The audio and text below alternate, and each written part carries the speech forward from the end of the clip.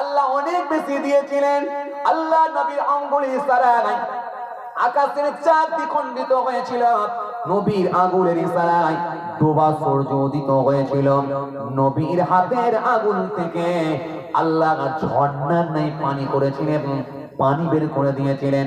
ওই পানি নিয়ে সাহাবায়ে কেরামেরা ওযু পর্যন্ত করে নিয়েছিলেন। নবীর জামানের দোয়া কবুল হয়ে যেত। রাসূলুল্লাহকে আল্লাহ এত পাওয়ার দিয়েছিলেন, কাফেররা যখন আমার নবীকে প্রশ্ন করত, হাতের মধ্যে বালু ধুলি নুড়ি কাঁকড় গুলো নিয়ে এসে মুঠো করে ধরে বলেছিল, মুহাম্মদ সাল্লাল্লাহু আলাইহি ওয়াসাল্লাম, তুমি যদি বলে দিতে পারো এর ভিতরে কি আছে, আমরা তাহলে কলেমা পড়ে নেব।